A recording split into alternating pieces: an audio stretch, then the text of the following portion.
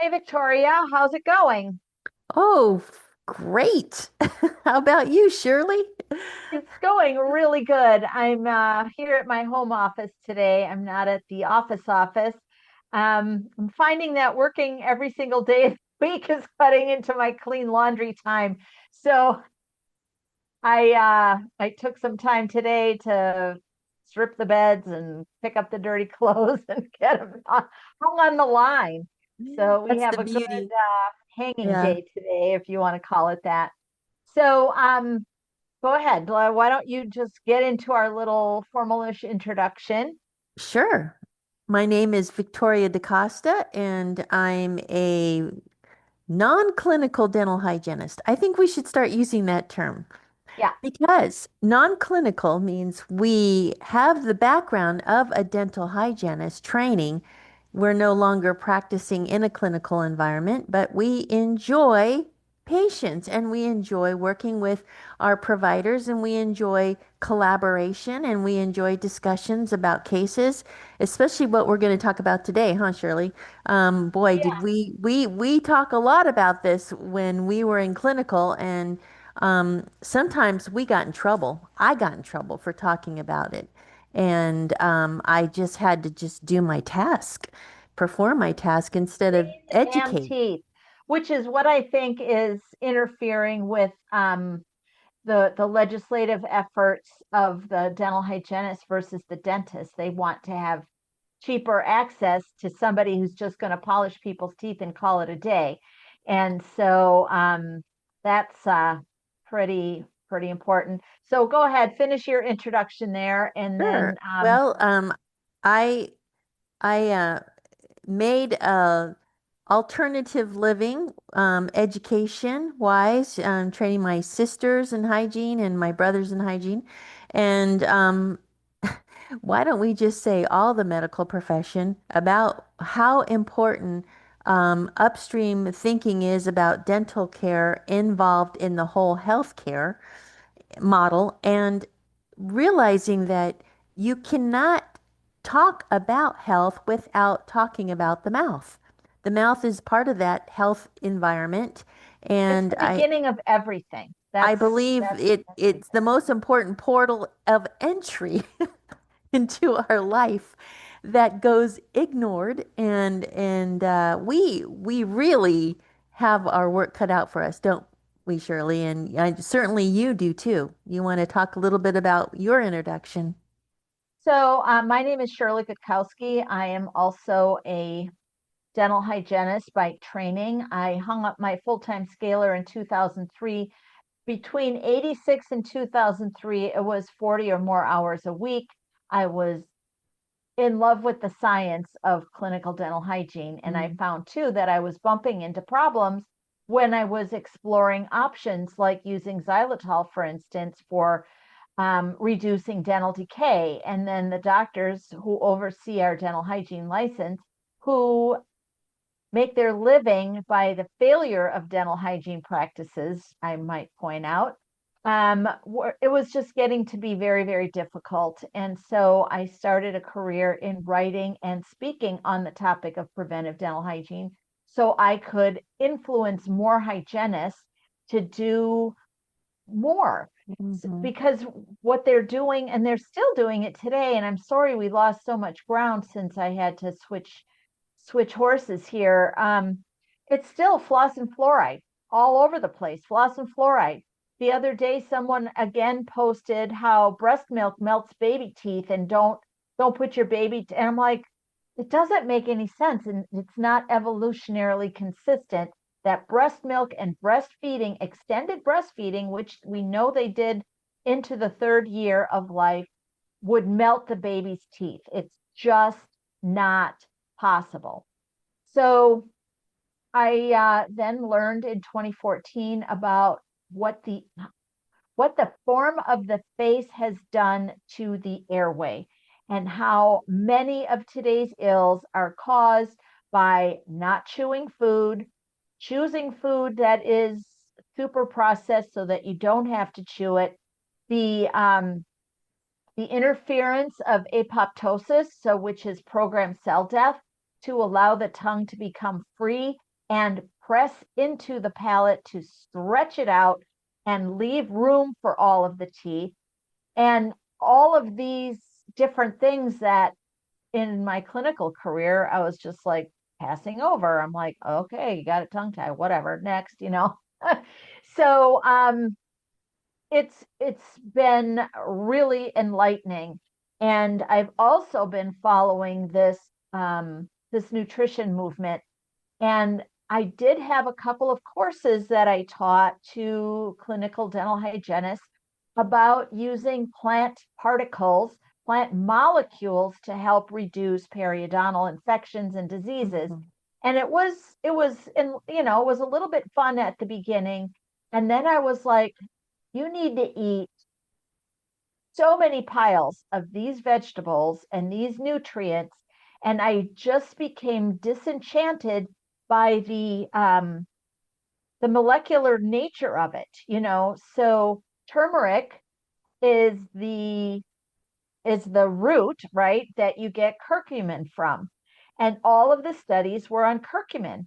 But there are 150, or I don't know, 3,000, pick a number, other components in turmeric that promote the curcumin to do what the curcumin is supposed to do. But because we're isolating each little molecule, we're never getting to where we want to be. And then I started to really look into meat and how meat influences the diet, and then the ketogenic component of that, then the carnivore component, and then I was finding doctors talking about mental health and fat, and then I was coming across people like Dr. Perlmutter and others talking about Parkinson's, and essentially talking about saturated fat being the missing component to avoiding things like Alzheimer's and Parkinson's, and on and on. And really, I just came to the conclusion that it is a fat deficiency. I've also been following epigenetics and what damage occurs in yours and mine, Victoria, great grandmothers. Whatever they were exposed to is transferred onto all the eggs they ever had, all the eggs their girl children will ever have. And then those damaged DNA particles are transferred down the generations. So it's been an odyssey, and it's been super fun. Wow. Well, how is this affecting us today? And I know you have a lot to say about it. I really do. And it is really about the upstream. If you are, if you have a 12-year-old daughter and she is picking every little piece of fat off of every little hamburger, every little steak, and she's turning into one of these fat phobic people, your Hmm. grandchildren are going to be harmed by it. So we need to up our nutrition and up our diet. Not doctor. So the CDC director, not the HHS director, Kennedy, RFKJ, as they call him in short, just came out this week with an edict that they are going to start. I don't know how they're going to do it, but the intention is to offer more nutrition and metabolic courses in medical school so that these physicians understand what they're up against. The current model of medical school is to teach medical students which drug to use for which symptoms. And so it's all about creating an environment for pill treatments. And a lot of people just want a pill. My blood pressure's high and I have to stop eating salt, which is also fake. Um, so that's an agenda that was pushed onto us by big pharma as well. And I'm not going to stop eating salt, so just give me my pill and call it a day.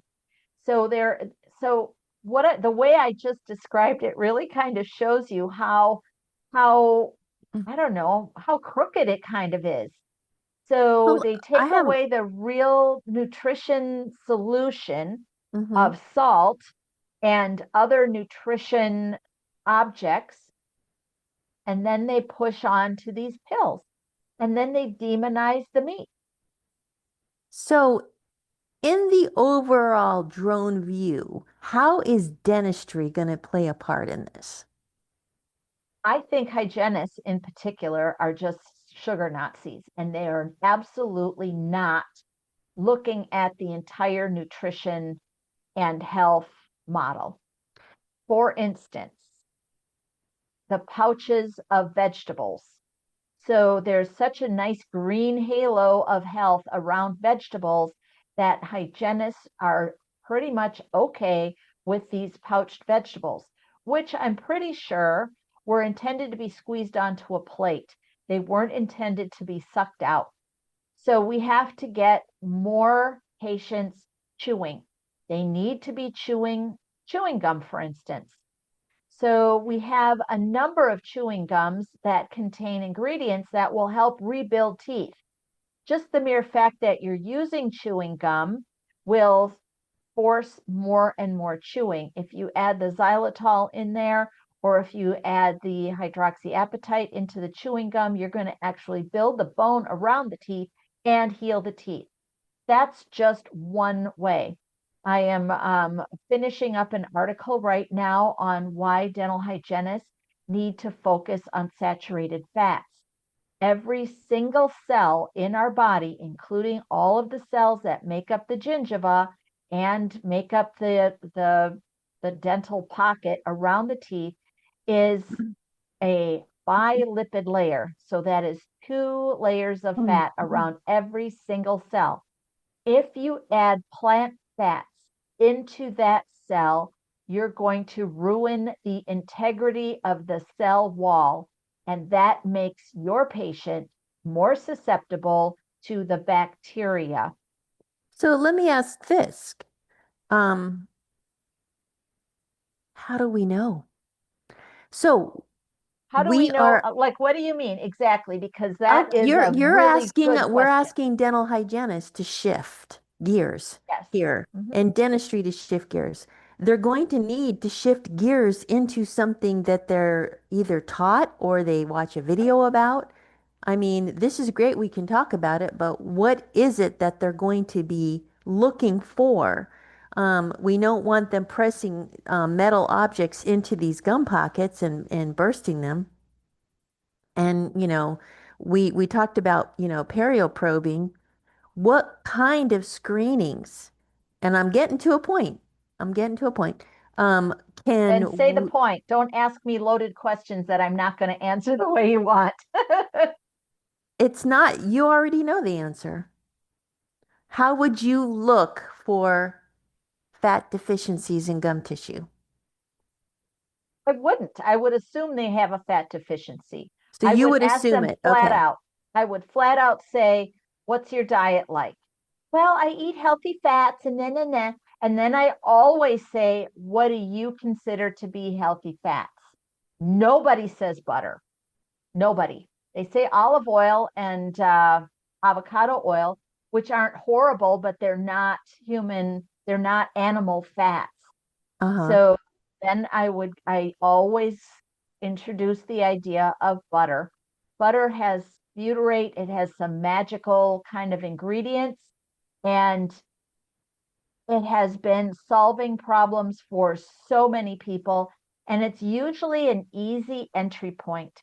Then I ask them about eggs and do they eat the yolks? And too many people are still only eating the whites. So my mother-in-law was a kook. I don't know if we've talked about this in the past, but she was, that's what we called people like her in the 70s. People like me now, I guess, in the 70s, they were kooks. And so she was talking about health benefits of all these things for a long, long time. But Hmm. she would go into people's grocery carts and say, don't buy this and don't buy that. I'm not that bad, although it is tempting. You might be So getting there. Well, yes, my getting point there, being is that getting these conversations started and talking started, yeah. about the benefit, the Hmm. healthful benefits of saturated fats. Hmm. That's what builds up every muscle or every cell and every muscle and all of the connective tissue.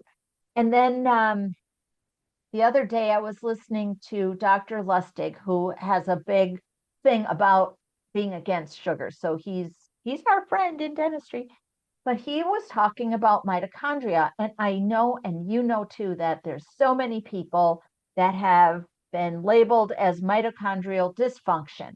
And all the medical providers are still doing an eye roll about mitochondrial dysfunction. And then Dr. Lustig said, do you know what mitochondria is made of? And the host of the interview was like, and then Dr. Yeah. Lustig said, fat. So there we go. The mitochondria in every cell, and some cells are so filled with mitochondria, they're almost bursting. And some cells have fewer. But the mitochondria is the powerhouse. It's what takes all of this stuff that you eat and turns it either into energy or turns it into sludge. And if you're eating garbage, that not even garbage, improper foods, anything from the center aisles of the grocery store is improper. You have to call it FUD. There was a cartoon where, so I use this all the time. The dog was trying to get the cat into the dryer, and he had a sign over the dryer. It said free FUD, free food. So to try to get the cat to jump in there so he could turn on the dryer or whatever. And so that's exactly what it is. It's not FOOD. It's not human. It's not a human diet. And this edict or policy change or policy direction from the Health and Human Services Department of the United States government is where we have to start. So this is a huge, huge thing. Well, Um, if I were listening to this podcast with us, and I'm a mhm. dental hygienist and I'm practicing clinical, where do I start? You said ask, but time is a factor, and I can't have this nice You know conversation. what? Don't talk about their damn vacations. Don't talk to your patients about That's a their nice, love life. Shirley, that's a nice, It has um, to happen. It's too I important. would say there would have to be a policy shift in the practice so that it's an expectation that we are looking for nutritional deficiencies in the mouth because doctors aren't looking for it. Nope. Dentists aren't looking for it. Dental hygienists are probably the only source of Maybe I'm clinician. thinking about this as it's being too obvious. If there's dental decay, if there's any bleeding on probing, if there is any oral breathing, those are nutritional deficiencies.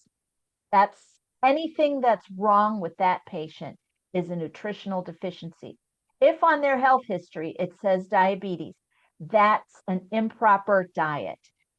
So is that that's what I mean. I'm like, what are you asking me? Because you have to be more blunt because there's plenty of answers for all of these Well, questions. as a brand new hygienist out of school, I really wasn't taught about nutrition that much, but I You know it's didn't have a important. full semester of nutrition?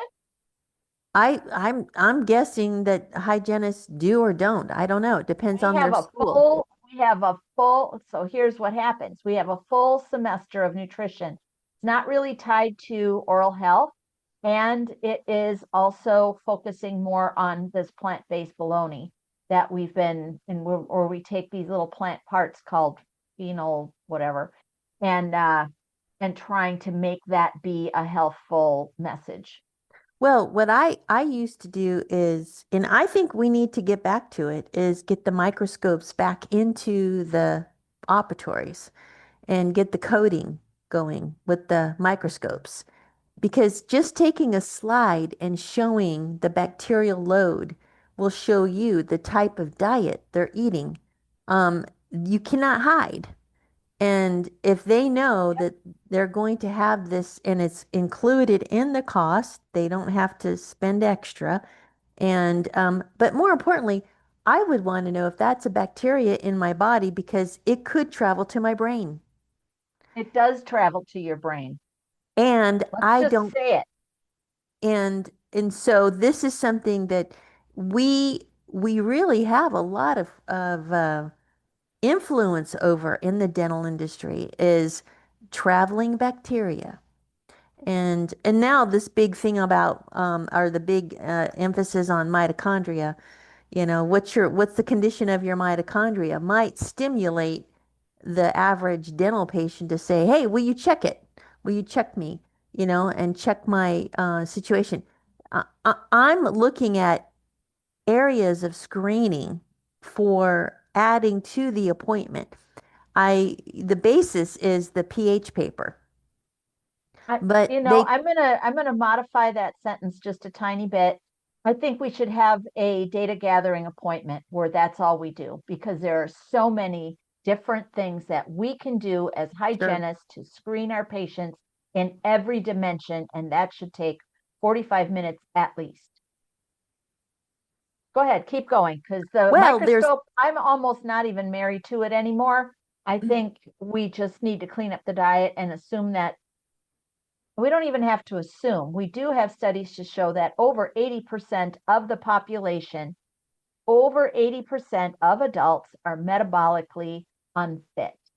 well, and I want to point out, Shirley, that we live in a sympathetic society. People live their life in sympathetics. So they're stressed when they get in the car, they're stressed when they drive to work, they're stressed when they drive home, they're stressed during the workday.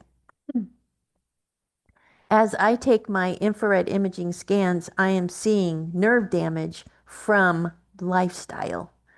And depending even in the country, I could see it.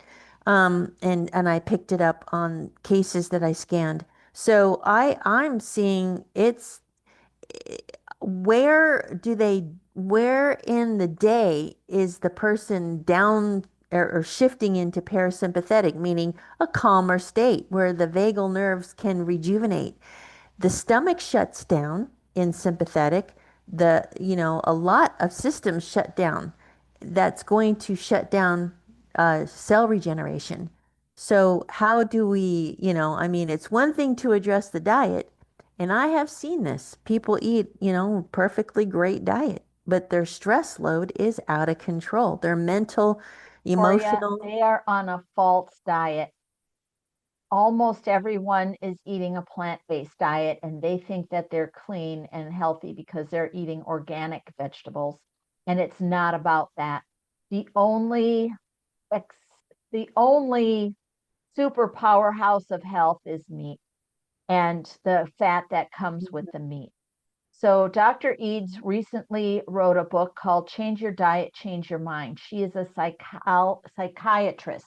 So she's a physician that works with mental health problems. And shifting the diet has been changing the way that these people act and react and taking them off of all of their medications and on to live a healthy diet or a healthy life using actual human food for humans, which is in part ruminant animals, low glycemic index vegetables, if they're twisted for vegetables, and uh, working with the diet, increasing the dietary fats of the butyrates in butter, the saturated fat in butter, all of the components of the egg yolk, including the saturated fat in the egg yolk. So this is an epigenetic problem. If you look at the Pottinger cat study and realize that we are now in the fourth generation of an improper diet, so the Pottinger cat study, a cat generation is 1 year. And for us, it's 20 years. So it's easier to see the changes in these cats. The first year on these improper diets, the kittens were showing signs of smaller faces. They had allergies. They were doing all this stuff. And then at the fourth year, it was almost impossible for them to even conceive. And then if they did, to produce live births. And that's exactly where we're at right now in the United States. Now here's an idea. say I'm a new hygienist and I don't get a lot of training in nutrition, maybe team up with a naturopath doctor. If they are not a plant-based naturopath doctor. Mm-hmm. So that's the thing. So Dr. Shalom, who I work with, Shalom Samuels, is a Uh-huh. chiropractor, and she and I are going to be offering a introduction to Primal Family Diet starting the end of the month. And we expect this to be in person right now, and we're going to evolve this to be an online course as well. We're synthesizing all of this information from all of these studies, from all of the eggheads, all of the doctors who are leading these plant-free diets, um, and helping our patients get out of pain for number one, to solve their digestive issues, to get their head back over their shoulders, to want to breathe nasally, to bring up all of these health benefits that you're talking about with the vagus nerve, all of that. If you do not have enough animal fat in your diet, the sheath that covers these nerves, like the vagus nerve, are broken, and that vagus nerve is sparking. And if that's the best way to describe it. It might be not exactly blah, blah, blah like that, but that's the Mm-hmm. best way to describe it. And if it's Uh-huh. sparking, it can't work. Just like any wire that you have in your house that Right. loses its insulation. So we are having a Exciting. short meeting Great. today. I Okay. really just wanted to highlight that the government Absolutely. is finally getting Sure. on board with this. And, what is a hygienist supposed to do? Start being inquisitive. Start Mm-hmm. asking yourself questions. Evaluate your own diet. Evaluate your own diet and start looking for different solutions. Obviously, they can call us, either one, and we will help them get through to the right pathway. Mm-hmm. You can find me on primalair.com. It's pretty easy to get a hold of me through there. And Great. you? Well, through Dr. Links, linxs.com. And if I don't have the answer, I'll find somebody else who will. But I'm all over about collaboration, and I believe doctors want to collaborate. They want to have a teamwork in place so that we can help empower people with not just health, but information as well, and We having need your to, right yep, team. we need to go upstream and figure out why these problems are happening. Why is your vagus nerve not right? Why? And keep asking why until we find the absolute last solution. Right. And there's different solutions out there, and there's different screening um, equipment out there. I keep For sure. discovering. Yep. It's exciting. Yeah, there's new stuff all the time. It's Hmm. so exciting to see what's coming down the pike. Thanks, Yes. Victoria. Thank you, Shirley.